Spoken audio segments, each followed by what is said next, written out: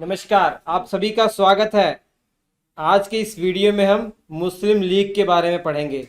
मुस्लिम league का गठन 1906 में हो गया था, इसी के बारे में पढ़ना है। इससे पहले वाले वीडियो में आपने 1905 के अंदर बंगाल का विभाजन पढ़ा। बंगाल विभाजन के बाद हमने आंदोलन चलाया जिसे बंग भंग आंदोलन कहा जाता था, या इसे स्वदेशी आंदोलन या बहिष्कार आंदोलन भी कहा गया। क्यों कहा गया, सारी चीजें बता दी गई, बार बार रिपीट करने का कोई मतलब नहीं। अच्छा ये बताइए, जो आंदोलन चल रहा था, स्वदेशी चीजें अपना रहे थे, बहिष्कार कर रहे थे हम, तो इसका स्वरूप कैसा था? तो आपने देखा आंदोलन की शुरुआत नदी में, गंगा नदी में डुबकी लगाकर की जा रही है। गणेश उत्सव और शिवाजी उत्सव के माध्यम से इस आंदोलन को बढ़ाया जा रहा है। तो मतलब हिंदू रीति रिवाज के हिसाब से इस आंदोलन को चलाया जा रहा था। और ऊपर से बंगाल का विभाजन हुआ था। इस विभाजन में मुस्लिम लोगों को लग रहा था हमारे लिए अच्छे प्रावधान किए गए हैं, हमारे लिए कुछ अच्छी सुविधाएं की गई हैं। ये बात कांग्रेस को हजम नहीं हो रही है। ये मेंटेलिटी थी मुस्लिम की, मतलब मुसलमानों के दिमाग में ये भर दिया गया था कि भैया जो कांग्रेस है ये एक हिंदू की संस्था है, हिंदुओं की संस्था है। क्योंकि देख लीजिए आंदोलन ये जो चला रही है, लीड कर रही है, वो हिंदू के हिसाब से लीड कर रही है, हिंदुओं के हिसाब से लीड कर रही है। और दूसरी तरफ जो अंग्रेज थे वो भी ऐसा कह रहे थे कि जो बंगाल का विभाजन हुआ है इसमें मुसलमानों को ऐसी सुविधाएं मिलेंगी जैसी कि इन्होंने आपके मुगल काल में भी इंजॉय नहीं की होंगी। तो इस कारण से मुसलमानों को लगा भैया अगर कांग्रेस हिंदुओं की पार्टी है तो मुसलमानों के लिए भी एक पार्टी होनी चाहिए। तो इसी कारण से मुस्लिम लीग का गठन हुआ। तो चलिए पढ़ते हैं। सबसे पहले कुछ इंपॉर्टेंट बातें, कुछ स्टार्टिंग वाली बातें बहुत ज़रूरी जो है वो मैं आपको बता दूं। इसकी स्थापना 30 दिसंबर 1906 को हुई थी भैया, ढाका में हुई थी। बांग्लादेश में जो इलाका है वहां पर इसकी स्थापना हुई थी। संस्थापक सलीमुल्ला, ढाका के नवाब थे सलीमुल्ला, इन्हीं के द्वारा इसकी स्थापना हुई थी। सारी कहानी मैं बताऊंगा शुरू से लेकर लास्ट तक। हेडक्वार्टर लखनऊ, शुरुआत में अलीगढ़ इसका हेडक्वार्टर रखा गया था लेकिन बाद में लखनऊ शिफ्ट कर दिया गया था। अध्यक्ष आगा खां तृतीय, आगा खां के नाम से ज़्यादा फेमस है। ठीक है, अब कहानी शुरू होती है लेकिन कहानी शुरू होने से पहले सर सैयद अहमद खां के बारे में थोड़ा सा जानकारी आप ले लीजिए। क्यों, ऐसा क्यों? क्या इनका भी रोल था मुस्लिम लीग का गठन करने में? तो जवाब है नहीं। मुस्लिम लीग के गठन के समय इनकी मृत्यु हो चुकी है, लेकिन इनका कुछ ना कुछ लिंक तो है, इसी कारण से इनके बारे में पढ़ना है। क्या लिंक है वो समझते हैं। 1886 में all India Mohammedan educational conference की शुरुआत इन्होंने की। तो हर साल एक कॉन्फ्रेंस, एक सम्मेलन होता था जिसमें मुसलमानों को शिक्षा के क्षेत्र में कैसे बढ़ाया जाए ये स्ट्रेटजी बनाई जाती थी, ये बातें होती थी। ये शुरुआत 1886 में सर सैयद अहमद खां के द्वारा ही हुई थी। 1898 में सर सैयद खां की मृत्यु हो गई थी। लेकिन एक और नोट याद कर लीजिएगा, हालांकि इस टॉपिक से रिलेटेड नहीं है लेकिन इंपॉर्टेंट है। 1875 में इन्होंने एक मोहम्मडन एंग्लो ओरिएंटल कॉलेज की स्थापना की थी। यही कॉलेज है जो आगे चलकर 1920 में जब आप पढ़ेंगे आगे चलकर AMU बन जाएगा, अलीगढ़ मुस्लिम यूनिवर्सिटी। आज भी इसका नाम अलीगढ़ मुस्लिम यूनिवर्सिटी है। तो ये वही कॉलेज है जो मोहम्मडन एंग्लो ओरिएंटल कॉलेज कभी हुआ करता था, जो सर सैयद अहमद खां के द्वारा स्थापित किया गया था। तो ये क्लियर हो गया। तो अभी दिमाग में रखना है कि सर सैयद अहमद खां ने हर साल एक सम्मेलन की शुरुआत की थी। एक सम्मेलन का नाम क्या था? All India Mohammedan educational conference. केवल मुसलमानों को हर साल इकट्ठा होना था और अपनी राय और उनका शिक्षा के क्षेत्र में कैसे विकास हो, ये सब बातें होती थी। मतलब एजुकेशनल बातें होती थी, इसमें एजुकेशनल बातें होती थी।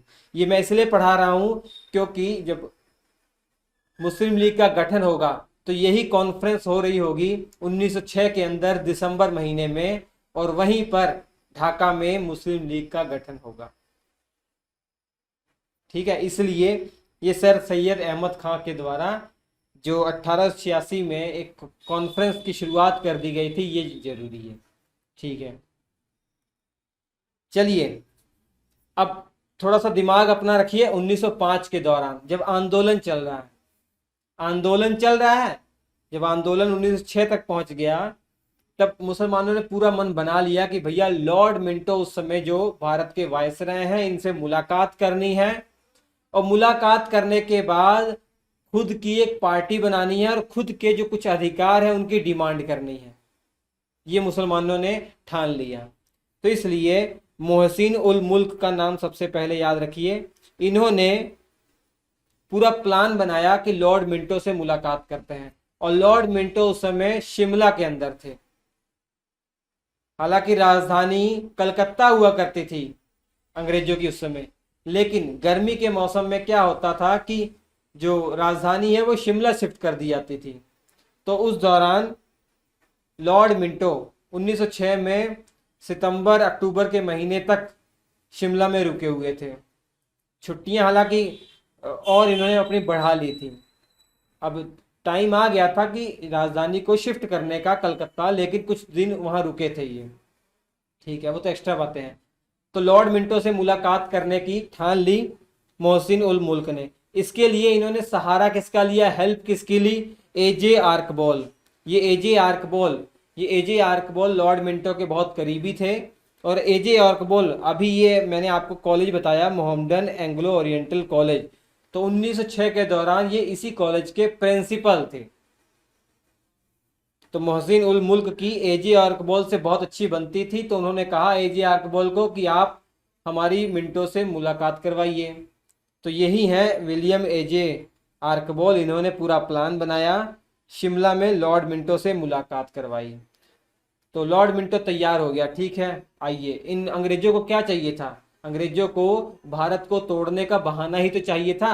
उनको समझ में आ गया ये मुलाकात कर रहे हैं, कुछ स्पेशल डिमांड करेंगे, और ऐसा कुछ डिमांड अगर ये कर देते हैं कि भैया जिससे हिंदू मुस्लिम और टूट जाए तो बहुत अच्छी बात होगी। तो आगा खां के नेतृत्व में, देखिए आगा खां, ये बहुत अमीर खानदान से थे ये आगा खां। ये तस्वीर में आप देख रहे हैं, यही यहाँ आगा खां। इनके नेतृत्व में 35 लोगों का एक डेलीगेशन, 35 लोगों का एक ग्रुप लॉर्ड मिंटो से मुलाकात करने के लिए शिमला पहुंचा। कब, 1 अक्टूबर 1906 में मुलाकात होती है। कौन कौन इंपॉर्टेंट सदस्य हैं, आगा खां। हालांकि आगा खां तृतीय हैं, इनके खानदान में 2 पहले आगा खां आ चुके हैं, फेमस यही है, इसलिए आगा खां इनको ही बोल दिया जाता है। हकीम अजमल, मोहसिन उल मुल्क, बख्तियार खां। याद रखिए इस मीटिंग में सलीमुल्लाह खां, जो ढाका के नवाब सलीमुल्लाह खां, जिनको पूरा क्रेडिट जाता है इस मुस्लिम लीग के गठन का, वो इसमें शामिल नहीं हुए थे।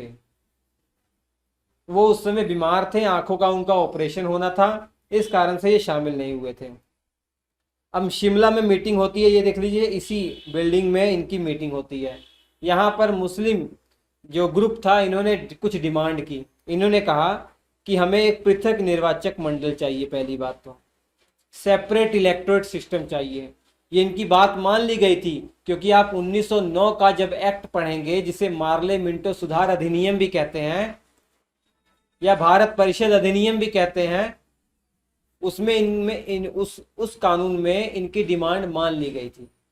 1909 का एक्ट ब्रिटेन से बनकर आएगा, ब्रिटिश पार्लियामेंट से बनकर आएगा, उसमें मुसलमानों की इस डिमांड को मान लिया गया था, सेपरेट इलेक्टोरेट सिस्टम वाला, पृथक निर्वाचक मंडल वाला।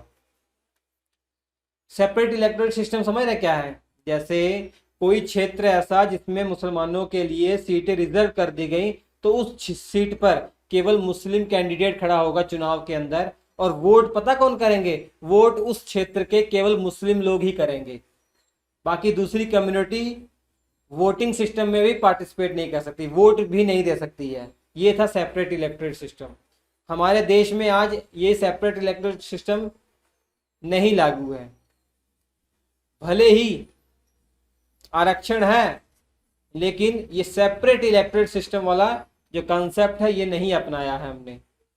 आरक्षण है, आरक्षण में क्या होगा कि भैया ये जो कुछ सीटें चाहे विधानसभा की चाहे लोकसभा की, उसमें ऐसी है जो SC ST कैंडिडेट के लिए रिजर्व कर दी गई हैं, लेकिन वोट करने में सब वोट करेंगे, सभी कम्युनिटी के लोग वोट करेंगे। ऐसा नहीं कि केवल अगर एससी के लिए सीट रिजर्व है तो कि एससी कैंडिडेट ही, एससी जो जनता है वही वोट करेगी, नहीं, सभी लोग वोट करेंगे। लेकिन ये सेपरेट इलेक्टोरल सिस्टम में क्या था, केवल मुस्लिम ही वोट करेंगे और मुसलमानों को ही वोट करेंगे। और मुसलमानों के लिए विश्वविद्यालय बनाने की यहाँ मांग उठी।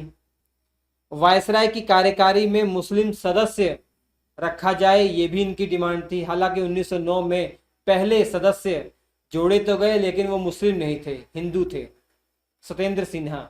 तो इसके लिए 1909 से भी खुश नहीं थे मुस्लिम लीग वाले। जिला बोर्ड, महानगर पालिका, विधान परिषद में मुस्लिम प्रतिनिधित्व को बढ़ाया जाए, ये सारी डिमांड थी। इसके अलावा इन्होंने कहा कि हमें भी एक अलग पार्टी चाहिए, उसके लिए भी हमारी हेल्प की जाए। तो इनको कहा गया, मुसलमानों को कहा गया कि हाँ आप अपनी पार्टी बनाइए, आपको पूरा सपोर्ट है अंग्रेजों की तरफ से, ठीक है। और मैंने आपको बताया हर साल all India Mohammedan educational conference होते थे, हर साल इसका वार्षिक सम्मेलन होता था। तो 1906 में भी हुआ, दिसंबर 1906 में हुआ, 25-26 तारीख से शुरू हो गया। अब इसमें पहली बार 1906 में रिकॉर्ड तोड़ दिया गया। पहले केवल शिक्षा की बात होती थी, अब पॉलिटिकल बातें भी होने लग गई। कब से? 1906 में। इससे पहले जितने भी कॉन्फ्रेंस हुए थे, ये all India Mohammedan educational conference के, इसमें कभी भी पॉलिटिकल बातें नहीं होती थी, या तो शिक्षा की बात होती थी या धार्मिक बात होती थी। पहली बार पॉलिटिकल बात इसमें 1906 की गई। मतलब पॉलिटिकल बात मतलब राजनीति से संबंधित बातें यहाँ डिस्कशन होना शुरू हो गया। तो सबको पता था कि भैया यहाँ कुछ ना कुछ होने वाला है, तो इसलिए इतनी भीड़ इकट्ठा हो गई ढाका के अंदर। 3000 से ज़्यादा लोगों ने इसमें पार्टिसिपेट किया। और यहाँ पर डिमांड उठी कि भैया एक हमारे लिए मुस्लिम संगठन का स्थापना होना चाहिए। तो सबने मान लिया और बोला गया कि भैया 2-4 दिन के बाद जब 30 दिसंबर आएगा तो एक मीटिंग बुलाई जाएगी, उस मीटिंग में सबको आना है। वहीं पर एक संगठन का गठन होगा, एक राजनीतिक पार्टी का गठन होगा। तो 30 दिसंबर 1906 को मीटिंग बुलाई गई और उस मीटिंग के अध्यक्ष थे वक्कारुल मुल्क। ये वक्कारुल मुल्क है, इन्हीं की अध्यक्षता में एक मीटिंग बुलाई गई। और इसी मीटिंग में खड़े होकर ढाका के नवाब सलीमुल्लाह, ये देख लीजिए हैं सलीमुल्लाह, इन्होंने मुस्लिम लीग के गठन का प्रस्ताव रखा और सभी लोगों ने उस पर सहमति जताई। तो इस प्रकार ऑल इंडिया मुस्लिम लीग का गठन हो जाता है 1906 में। सलीमुल्लाह ने इसका प्रस्ताव रखा था। तो 30 दिसंबर 1906, ये डेट याद रखिएगा, मुस्लिम लीग की स्थापना हो चुकी है। पहले स्थायी अध्यक्ष जो हैं वो आगा खां तृतीय को ही बनाए जाते हैं। यही देख लीजिए, आगा खां तृतीय बहुत बड़े घराने संबंधित थे। सर सुल्तान मोहम्मद शाह इनका नाम था, आगा खां के नाम से भी ये फेमस थे। और मुस्लिम लीग का हेडक्वार्टर लखनऊ में था। पहले अलीगढ़ निश्चित किया गया था लेकिन बाद में लखनऊ कर दिया गया था। ये जो क्लास नोट्स आप देख रहे हैं ना, बहुत बेहतरीन क्लास नोट्स हैं, ये आपको श्री एजुकेशन एप्लीकेशन पर मिलेंगे, श्री एजुकेशन एप्लीकेशन पर, या 7888774245 व्हाट्सएप नंबर पे कांटेक्ट कर सकते हैं। एक इम्पोर्टेंट बात और कि मोहम्मद अली जिन्ना को तो आप जानते हैं, जिसने 1940 से पाकिस्तान को लेकर रटन लगाना शुरू कर दिया और फाइनली 1947 में पाकिस्तान हासिल कर ही लिया। मोहम्मद अली जिन्ना ने मुस्लिम लीग के गठन का विरोध किया था। ये उस समय कांग्रेस के सदस्य थे, कांग्रेस में शामिल थे। इन्होंने विरोध किया, भैया जब एक नेशनल लेवल पर पार्टी है तो मुस्लिम लीग की क्या जरूरत है। लेकिन यही जिन्ना, इन्होंने 1913 में ज्वाइन कर लिया मुस्लिम लीग को। इसके बाद इनके तेवर, इनकी सोच सब बदल गई। अब मुस्लिम लीग की जो स्थापना हुई है, इनका उद्देश्य क्या था? ये 3 उद्देश्य आपको याद रखने, हर जगह यही लिखा होता है, 3 उद्देश्य। इनके मेन 3 उद्देश्य थे, लिखित रूप में इन्होंने ये 3 मेन इनके उद्देश्य थे इस पार्टी के। पहला क्या था? मुसलमानों को ब्रिटिश सरकार के प्रति वफादार बनाना। जितने भी मुस्लिम हैं वो ब्रिटिश सरकार के प्रति वफादार रहें, ये मुस्लिम लीग का पहला उद्देश्य। दूसरा, ब्रिटिश सरकार के द्वारा भारतीय मुसलमानों के राजनीतिक और अन्य अधिकारों की रक्षा करना।